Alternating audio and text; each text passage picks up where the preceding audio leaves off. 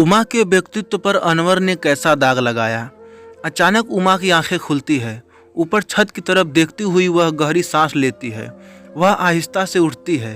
सिरहाने रखे पानी की बोतल से कुछ घूंट अपने सूखे गले में डालती है।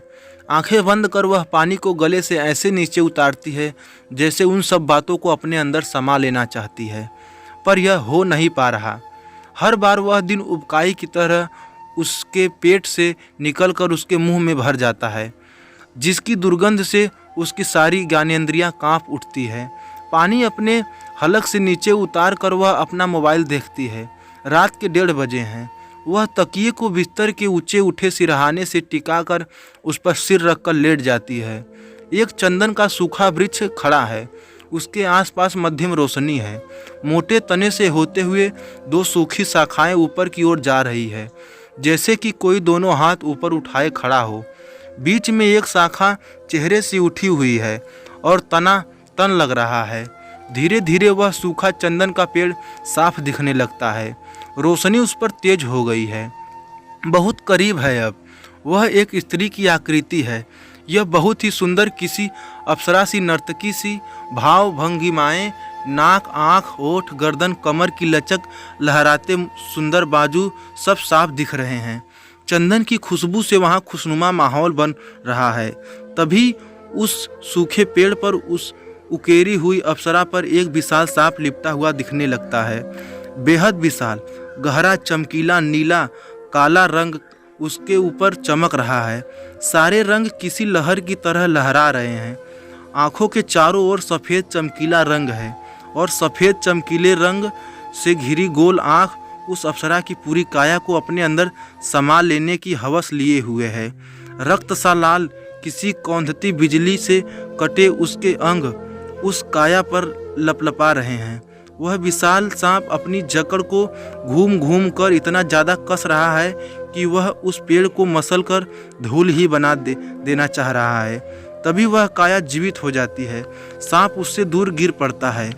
वह एक सुंदर सी अप्सरा बन खड़ी हो जाती है और सांप की तरफ अपनी दृष्टि में ठहराव, शांति, आत्मविश्वास और आत्मशक्ति से ज्यों ही नज़र डालती है, वह सांप गायब हो जाता है और उमा जाग जाती है।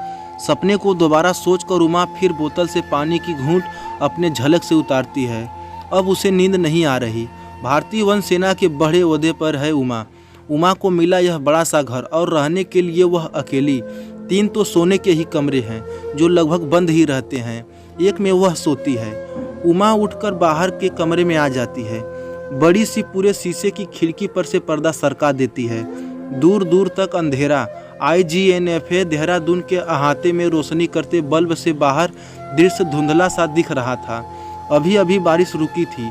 चिनार के ढलाव से नुकीले पत्तों पर लटकती बूंदों पर नज़र गड़ाए वह उस बीते एक दिन में चली जाती है।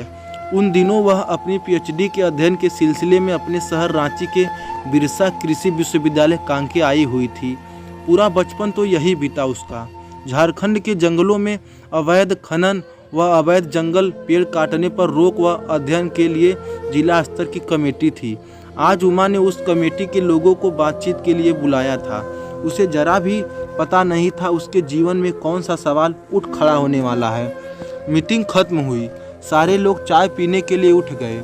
उमा लैपटॉप पर जरूरी टिप्पणियां लिखने लग गई। तभी उसे लगा कोई उसके पास खड़ा है। उसने नज़र ऊपर की। एक नज़र उसके चेहरे पर गड़ी हुई थी। आपने मुझे पहचाना नहीं? उमा ने कहा। सॉरी, नहीं पहचान पाई। हम स्कूल में साथ थे। उस शख्स ने कहा। क्षमा करें, मेरी याददाश्त कमज़ोर हो गई है। स्कूल की बातें याद नहीं है। उमा ने जवाब दिया। मैं अनवर हूँ। याद आ रहा है? अनवर नाम तो सुना सुना सा लग रहा है। एक लड़का था, दुबला पतला, शैतान। शैतान नहीं था, मैं बेहद चंचल था, वह बोला था। उमा गौर से देखती है, कुछ याद करने की कोशिश करती है और अनवर स्कूल के अन्य दोस्तों के नाम व कई घटनाएं बनाता जाता है। उमा को लगा जैसे उसका बचपन कहीं खोया झांकने लगा है। पता नहीं कब वह अनवर के साथ सहज हो गई, हंसने लगी, स्कूल की यादों में डूबने लगी। अनवर की हिम्मत बढ़ी। उसने कह डाला, मैं तुम्हें नहीं भूल पाया। मैं साइलेंट लवर हूँ तुम्हारा, मैं तुमसे अब भी बेहद प्यार करता हूँ। यह क्या बकवास है, पागल हो गए हो क्या? स्कूल में ही रुक गए हो क्या?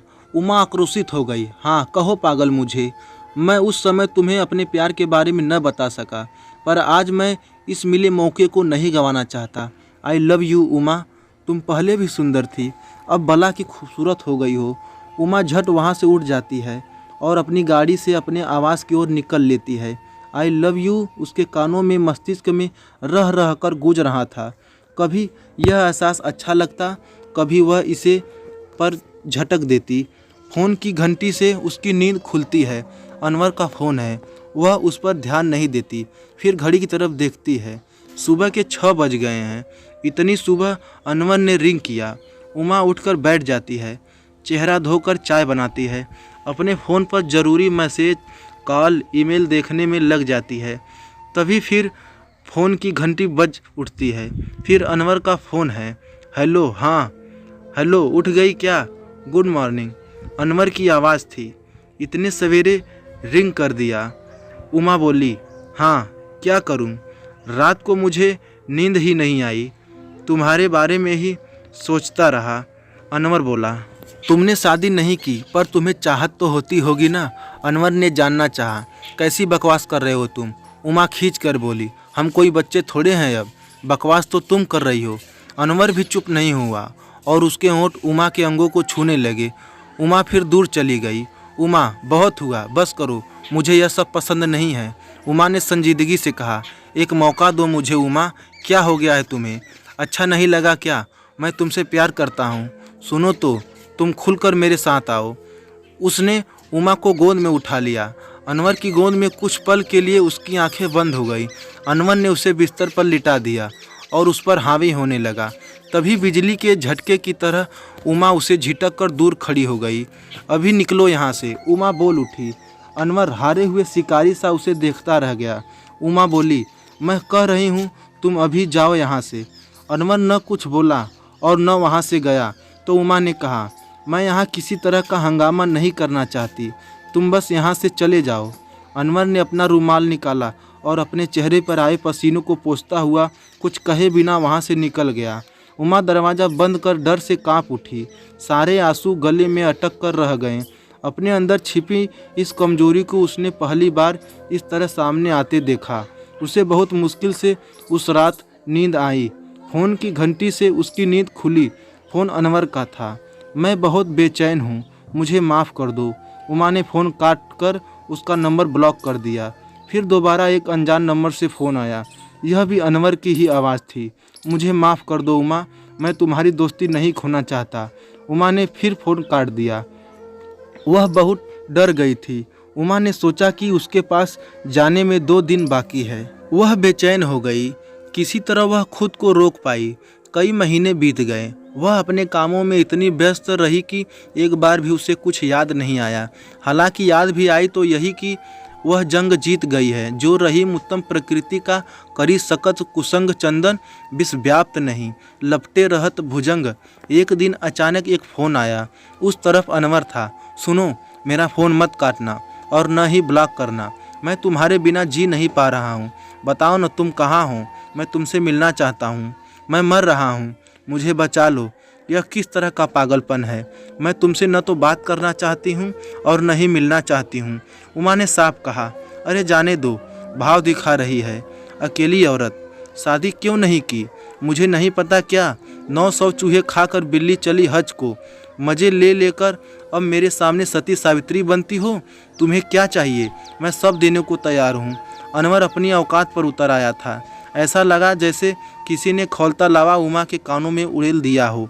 उसने फ़ोन काट दिया और इस नंबर को भी ब्लॉक कर दिया। यह परिणाम बस उस एक पल का था जब वह पहली बार में ही कड़ा कदम न उठा सकी थी। इस बात को बीते 4 साल हो गए हैं। अनवर का फ़ोन फिर कभी नहीं आया।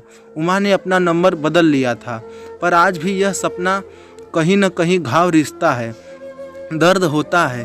कहते हैं समय है हर घाव भर देता है, पर उमा देख रही है कि उसके जख्म रह रह कर टिस उठते हैं।